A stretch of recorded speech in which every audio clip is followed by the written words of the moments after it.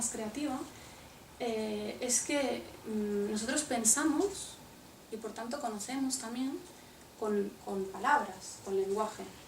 De modo que tocar el límite de la posibilidad de conocimiento, al fin y al cabo significa tocar el límite de nuestra posibilidad lingüística, ¿no? Si yo cuando pienso utilizo el lenguaje, cuando llego a esa lógica cognitiva, es porque en realidad mi lenguaje tampoco me permite ir más allá, que es al final el instrumento que utilizo para pensar.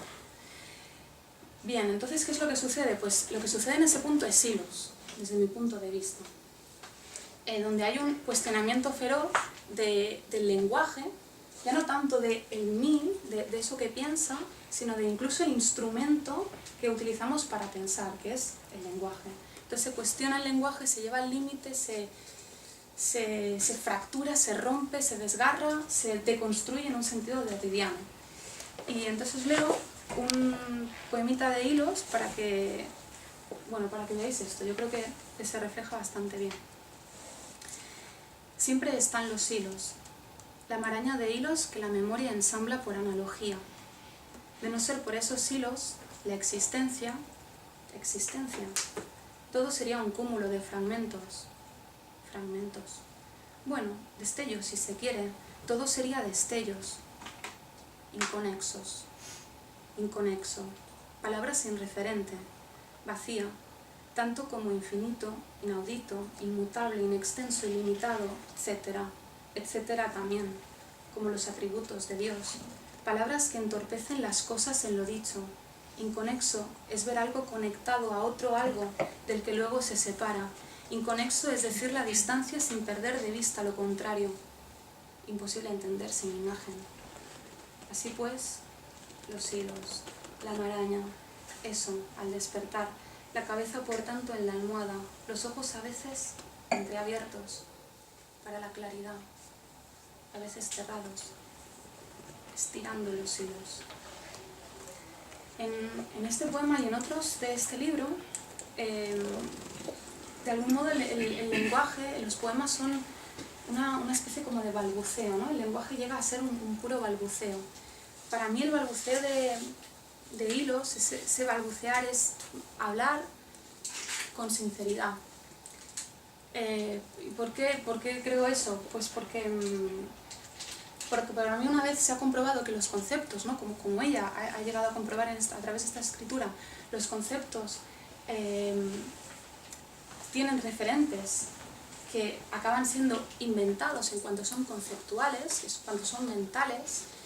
No podemos sino hablar cuestionando ese propio invento que nosotros hemos creado. Un invento que es útil, porque sirve para comunicarnos. Yo ahora lo utilizo y es muy útil, porque nos entendemos, más o menos, al menos, ¿no? Entonces es útil y deja de ser muy útil cuando acabamos creyéndonos ese invento o lo acabamos creyendo sin tener en cuenta que fue un invento. Y entonces ahí se convierte en un arma de poder. Dios, ¿no? Dios es una palabra, un concepto que se ha creado y puede tener cierta utilidad. Pero hay veces en que esa utilidad es una perversión y entonces ya no tiene más que un sentido perverso, completamente. Entonces, en este poema, por ejemplo, se hablaba de inconexo, ¿no? Infinito también se mencionaba y pasa un poco lo mismo, ¿no? Nosotros, por ejemplo, conocemos cosas finitas. Esto es finito, yo soy finita, la bolsa es finita, el papelito que se ha caído también. Pero, ¿qué es lo infinito? ¿No? ¿Qué es lo infinito? Entonces, ¿qué pasa? Que, bueno, eso lo dice Maillard, ¿no? No lo digo yo, ojalá lo hubiera dicho yo, pero Maillard lo que sostiene es, y también es verdad que eso está un poco en la historia de la filosofía, nuestro sistema lingüístico opera por contrarios. Conocemos cosas finitas y en ese momento, mentalmente, somos súper capaces, y de hecho lo hacemos, de crear el contrario. Lo finito con referentes que puedo tocar, puedo ver, puedo saborear, creo lo vacío de referente, pero que conceptualmente mi cabeza es capaz de crearlo, porque somos capaces de crear oposiciones. De hecho, siempre pensamos por oposiciones, o esto o aquello, lo finito, lo infinito. ¿Pero qué es lo infinito? Una creación mental, un invento que lo hemos creado, problema, nos lo hemos creído. Por eso de ahí el balbuceo y el cuestionar, ¿no? Hasta qué punto la herramienta que utilizamos es útil, pero tenemos que saber que es un invento. Y darle esa importancia comunicativa, pero no la importancia del abuso. Los conceptos se ha abusado, vivimos en una sociedad que abusa de los conceptos y nos los hace creer, ¿no? Bueno, yo empecé a leer a Chantal Mayar hace como 7 años más o menos. Además empecé a leerla con Anabel, que está ahí, porque lo digo porque como somos un poquito así, no sé, porque además me hace mucha ilusión que haya venido y la empezamos a leer las dos como locas cuando estábamos estudiando la carrera y las dos como locas las leíamos además a la par, o sea, en su casa las dos ahí a la vez leyendo el poema, ¿no? Y eso fue una experiencia muy bonita porque siempre uno lee de manera individual y entonces estuvo muy bien. Para mí Chantal Mayar, su escritura, yo creo que ha sido una especie como de terremoto de manera de mirar, ¿no? Una especie como de tsunami ahí en el interior de la pupila que realmente me ha hecho mirar el mundo, mirar la escritura de una manera muy otra, porque lo que hizo un poco cuando yo empecé a leer es ella a través de su escritura romperme precisamente la mirada que yo tenía para no suturarla nunca más. Y creo que eso en realidad es bueno, ¿no? Porque yo creo que al menos yo cuando la he leído a ella, tengo la sensación muy fuerte de que sí se puede decir, pero desde esas grietas del edificio devastado, que no es otro que el del propio pensamiento, ¿no? Ese edificio ya roto, pero desde ahí hay todavía mundos por decir, siendo consciente de la materia que utilizamos para decir. Entonces, bueno, voy a pasar a leeros unos textos del primer libro el primero y único que hice, que se llama Alambres, y yo creo que no hay una influencia directa de Mayar, pero sí que creo, independientemente del resultado, o sea, el resultado en cuanto a calidad, quiero decir, pero que sí que hay esa especie como de regalo que yo considero que ella me hizo a través de su escritura, que no es otro que romperme los ojos, ¿no? Romperme todo los ojos y lo que yo pensaba antes, para enseñarme a desenseñarme, ¿no?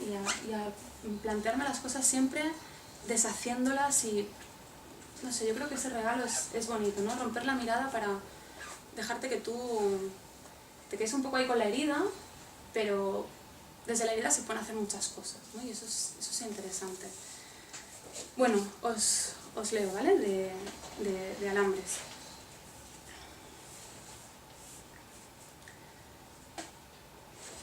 Perséfone, cajón adentro, cuartea rastros, come esquina, ¿dónde? Si persiste donde animal y ternura para él. Oblicua y persiana, aclimatando un ligojo a la torcedura del cajón. Perséfone, saliva a tierra, minucia que a borbotones.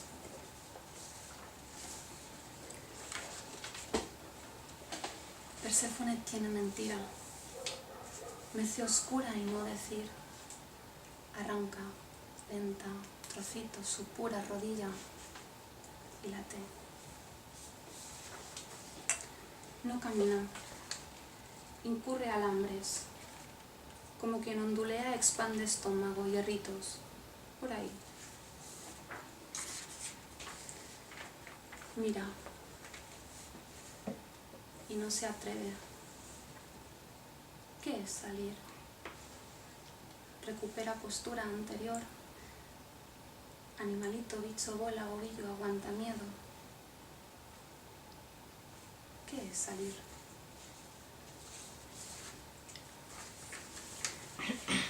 Siamesas. Siamesas la rodilla para hincártela y seguir.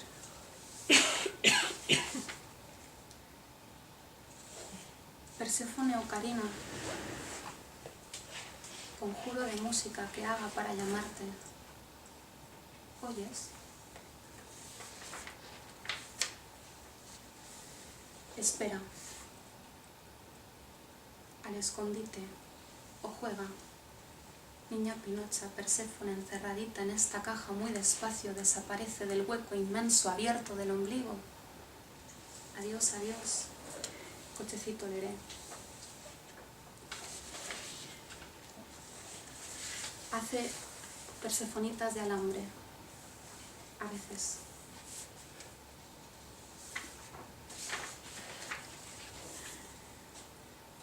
Tizando de arriba abajo, afuera, dentro, delante, tras, luciérnagas, venid, canta.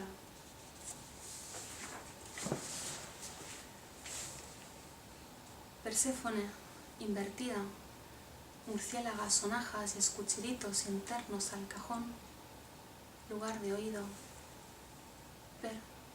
Perséfone, persefonando. Toca. Piensa, toca es pensar antes de que hablaras, es no pensar sino tactizo, nos toca, dice, extiende, aunque.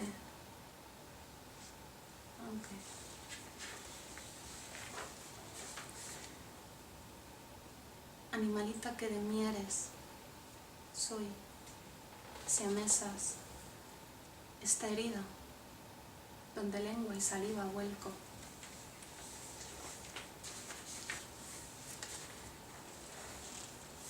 La perra negra y yo vivimos juntas 13 años. Sé beber a lengüetazos, aullar cuando pasan ambulancias, morder, de arrepentirme, dormir en el cesto acolchado con las piernas fuera, buscar pulgas y encontrarlas. Recuerdo que estoy en casa de mi abuela. Juego con la puerta de la cocina, abre, cierra. Ella dice quieta, pero abre, cierra, tengo 4 años. Abre, abre y el dedo se queda dentro. Cuando cierra, ella dice te advertí. Empiezo a llorar. Mi abuelo dice oigo llorar a la niña y se levanta de la cama. Se acerca a mí, me coge la mano, me mira fijamente y empieza a llorar. Lloramos juntos hasta que dejamos de llorar. Ya no me duele. Desde que decido esto no salgo de casa. Al principio se preocupan por mí, luego no. Luego no veo nunca a nadie y solo hablo con mis padres. Ellos terminan en mí y yo termino en ellos. Acaba. ¿Qué puedo hacer que acabe? Es mi único gesto libre. Mi órgano pensante es el intestino. Intestinal es mi contacto con el mundo. Escribo y defeco y no son actos distintos.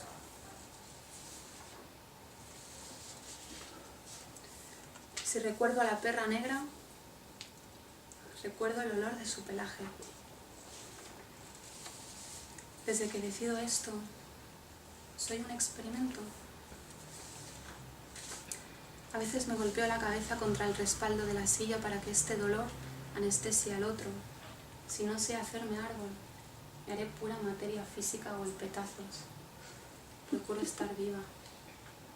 Tengo una corona de chichones alrededor del cráneo. Me hago a mí misma deforme y libre. ¿Cómo? Cuando me da hambre. Y muchas gracias.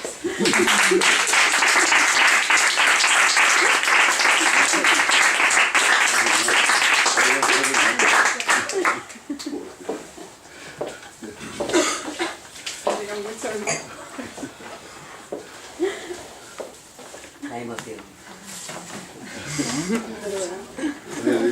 Emoción. Que tú de la puta que encontraba los sentimientos, ¿verdad? Pues vamos a ver. Hola.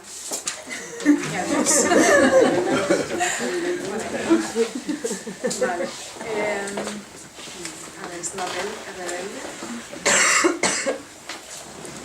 Bueno, yo voy a leer dos poemas de una autora que aquí no es nada conocida. Es una autora venezolana que se llama Fanny Osor. Murió hace años, en 2003 murió esta autora.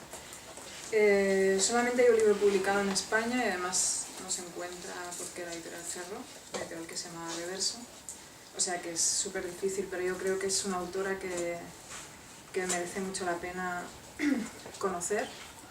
Su poesía bascula un poco entre un esfuerzo de abstracción muy intenso, ¿no?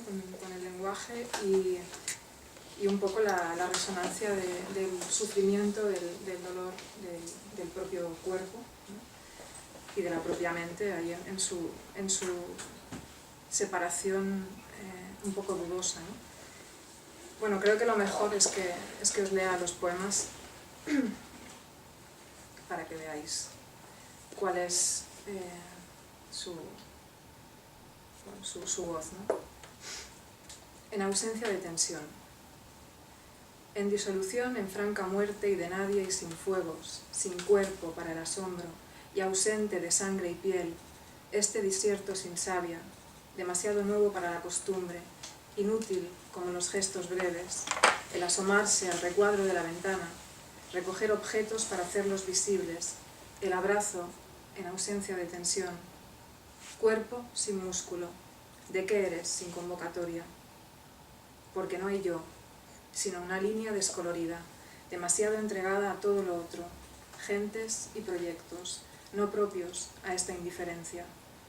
Aprender el paso de la turbulencia a la plenitud, al vacío, sin viscerales vértigos. Invalidez. Desciendo, desciendo, desciendo a lo más bajo, a lo oscuro de mí, a lo que no sé, a la sombra. Nado en este mar sin nombres, nado. Me sostengo frágil en canto rodado, lloro, deambulo, ¿qué más? Hay una orilla de playa, un segmento, textos, literatura, excusas, palabras, sonidos, el Quijote, una mula, las horribles muletas del vivir, la invalidez de cuerpos y almas.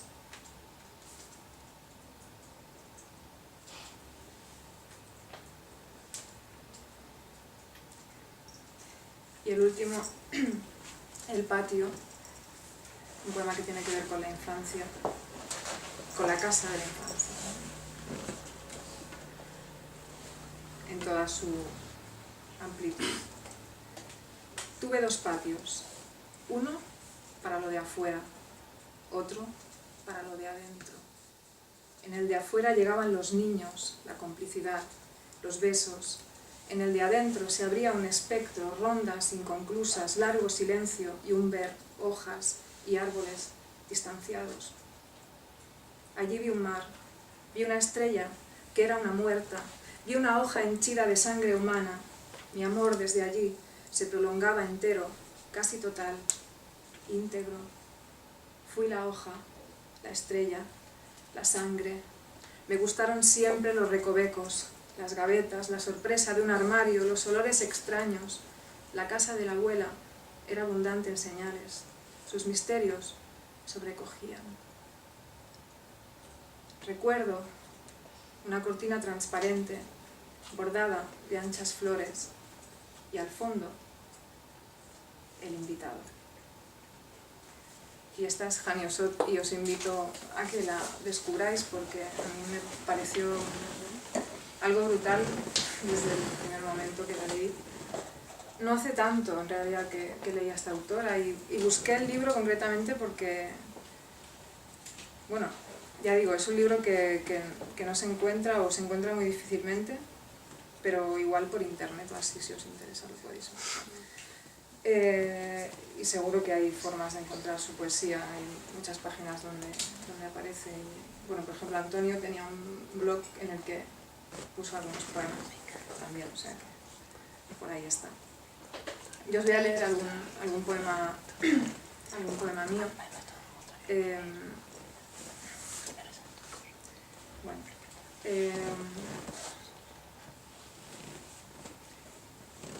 Poemas de un libro que se llama Deriva, que es del año 2012.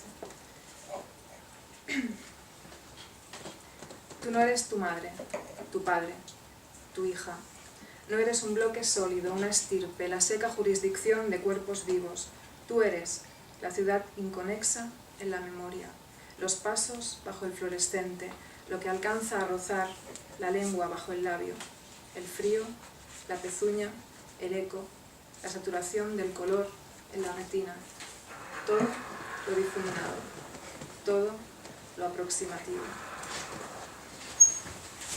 No elegiste respirar, lo incorporaste a ti y algún día, más tarde, le diste el nombre de rito, el protocolo de expulsar el aire, de sembrar la vida fuera, como una plaga, como una convulsión, sin eje.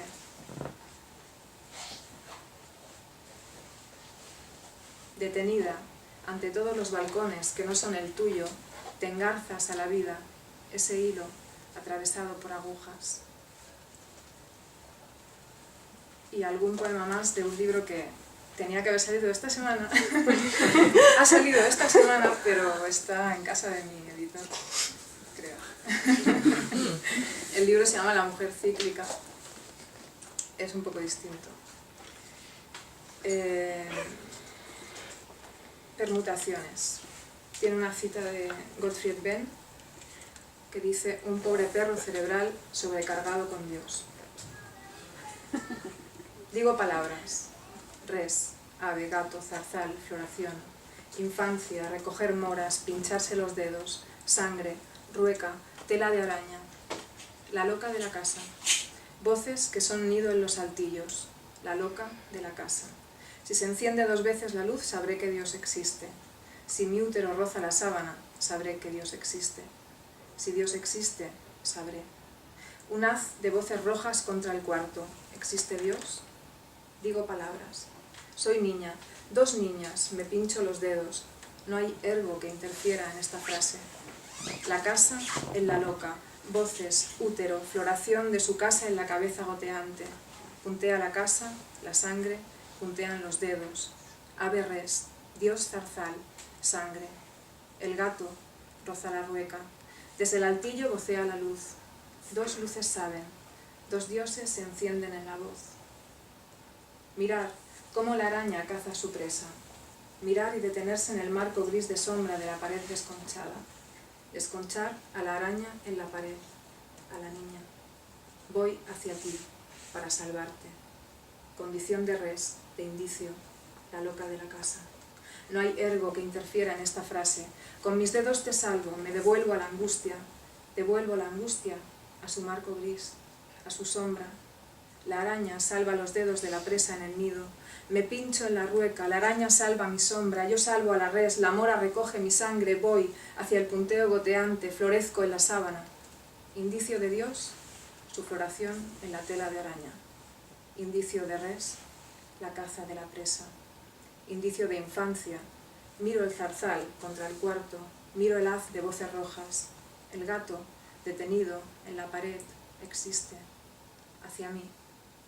No hay ergo que interfiera en esta casa. No interfiere Dios. Wow.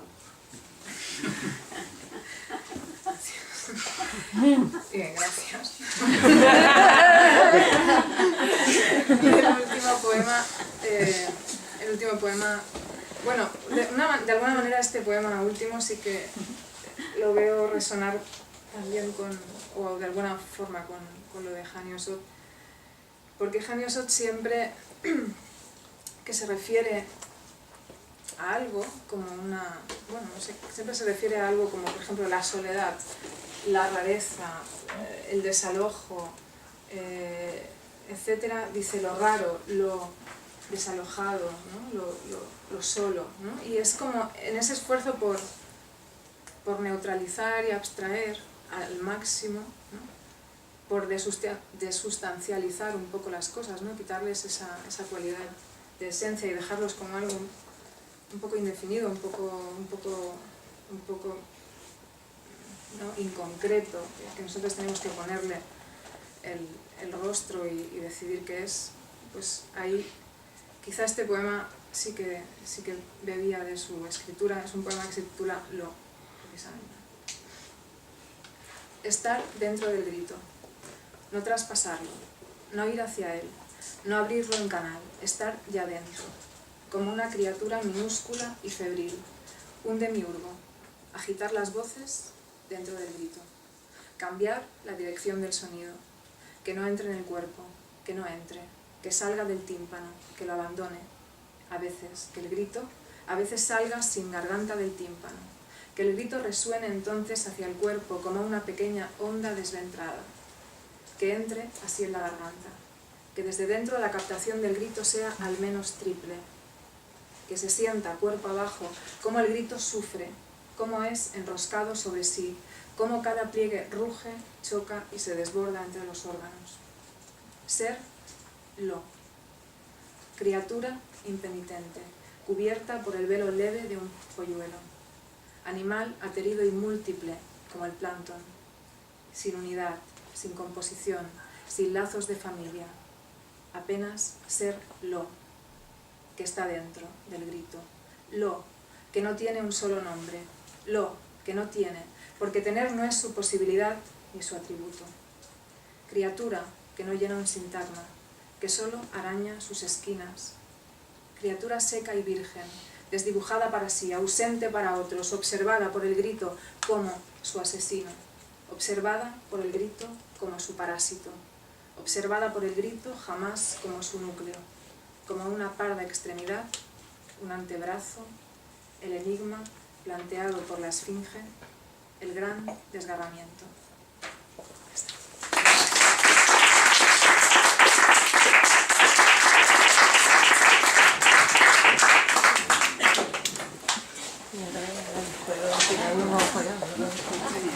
¿Qué? Antes de pasar al juego, dejamos abierto un pequeño paréntesis por si alguien quiere preguntar o dialogar con alguno de los poetas que aquí nos han ofrecido sus versos. Si alguien quiere decir algo o presentarles. Es que si yo me quito de aquí porque no pinto nada, pero que... Sí, yo le quería decir a Lola. Sí. ¿Eres Lola? Me gustó mucho tu introducción a la tesis, al proyecto de tesis doctoral. Y aparte de eso, y me hacía recordar. Porque Bueno, es muy solitario el de la tesis. Además me hace recordar a mi proyecto de tesis doctoral que, bueno, no exactamente eso. Yo, escuchándote, pensaba en el interlocutor que crea para sí misma Teresa de Jesús, que es su alma. Bueno, no en vano. Tú has hablado también de los indios, de la filosofía india y de cómo son capaces de crear, al menos de conceptualizar la imposibilidad de la observación. No en vano Teresa es mística y se inventa un observador ajeno, ¿no? Que es su alma. Le habla a Dios, pero también dice, alma mía, tú eres la única que me conoces, yo no me conozco, pero tú a mí sí. Entonces de pronto crea ese fantasma, que es su alma, que es la que va a alcanzar a Dios y no a ella, ¿no? Entonces, como ese es mi proyecto, esa es mi especie de tesis doctoral, que es escribir una novela, pues está en las mismas que tú y a la mínima me salta el chip de la suerte de por aquí hay una Teresa de Jesús. Yo te diría, yo no he leído a Santa Teresa como habría que leerla, pero yo creo que con respecto a la mística, que es verdad que siempre hay como ese alma que sale y que va en busca de Dios, yo diría que la diferencia, te digo, sin haber realmente leído bien, sería la metafísica. Es decir, Santa Teresa en cuanto mística hay una voluntad de llegar a esa esencia, que el alma llegue a esa esencia que será Dios y que es el todo. En el caso de Mayar hay precisamente una voluntad de construir cualquier esencialidad y cualquier metafísica. O sea, no, la idea de conocerse no es para llegar a tener una visión esencial de uno mismo, sino precisamente para deconstruir el uno mismo, para darse cuenta de que el yo no es más que una construcción que tiene que ver con los sentimientos y emociones que nos van transitando, como se van hilando uno tras de otro. Parece, te diría Mayar, que eso sucede en una especie de escenario que es el yo. Pero ese yo es de nuevo algo creado por una sensación de continuidad. Entonces la diferencia sería como que probablemente los místicos, y insisto, no he leído a los místicos como hay que leerlos, pero yo creo que ellos van a buscar una especie de esencia y de disolución de esa individualidad en un todo, Mayar lo que pretende no es acudir a ningún todo, sino precisamente a deconstruir el yo y el todo ¿no? y ver ahí cuáles son los procesos que generan esas construcciones mentales o conceptuales. En realidad es lo mismo, pero Sí, no sé, hacia otro lado. toma direcciones distintas. Sí. Con pretensiones opuestas, pero sí que parte de algo común. Pero no sé, habría que... Sí, doctoranda. Sí, y luego bueno, lo hablamos, porque estamos claro. aburriendo aquí a la Total. persona más creativa. Es que nosotros pensamos y por tanto conocemos también con palabras, con lenguaje. De modo que tocar el límite de la posibilidad de conocimiento, al fin y al cabo significa tocar el límite de nuestra posibilidad lingüística, ¿no? Si yo cuando pienso utilizo el lenguaje, cuando llego a esa lógica cognitiva es porque en realidad mi lenguaje tampoco me permite ir más allá, que es al final el instrumento que utilizo para pensar. Bien, entonces, ¿qué es lo que sucede? Pues lo que sucede en ese punto es hilos, desde mi punto de vista. ¿Por qué creo eso? Pues porque para mí una vez se ha comprobado que los conceptos, ¿no? como ella ha llegado a comprobar a través de esta escritura, los conceptos tienen referentes que acaban siendo inventados en cuanto son conceptuales, cuando son mentales, no podemos sino hablar cuestionando ese propio invento que nosotros hemos creado. Un invento que es útil, porque sirve para comunicarnos. Yo ahora lo utilizo y es muy útil, porque nos entendemos, más o menos, al menos, ¿no? Entonces es útil y deja de ser muy útil cuando acabamos creyéndonos ese invento donde hay un cuestionamiento feroz del lenguaje, ya no tanto del mí, de eso que piensa, sino de incluso el instrumento que utilizamos para pensar, que es el lenguaje. Entonces se cuestiona el lenguaje, se lleva al límite, se fractura, se rompe, se desgarra, se deconstruye en un sentido cotidiano. Y entonces leo un poemita de hilos para que veáis esto. Yo creo que se refleja bastante bien. Siempre están los hilos, la maraña de hilos que la memoria ensambla por analogía. De no ser por esos hilos, la existencia, todo sería un cúmulo de fragmentos. Bueno, destellos si se quiere, todo sería destellos, inconexo, palabra sin referente, vacía, tanto como infinito, inaudito, inmutable, inextenso, ilimitado, etcétera, etcétera también, como los atributos de Dios. Palabras que entorpecen las cosas en lo dicho. Inconexo es ver algo conectado a otro algo del que luego se separa. Inconexo es decir la distancia sin perder de vista lo contrario. Imposible entender sin imagen. Así pues, los hilos, la maraña, eso, al despertar, la cabeza por tanto en la almohada, los ojos a veces entreabiertos para la claridad, a veces cerrados, estirando los hilos. En este poema y en otros de este libro, de algún modo el lenguaje, los poemas son una especie como de balbuceo, ¿no? El lenguaje llega a ser un puro balbuceo. Para mí el balbuceo de hilos, ese balbucear es hablar con sinceridad.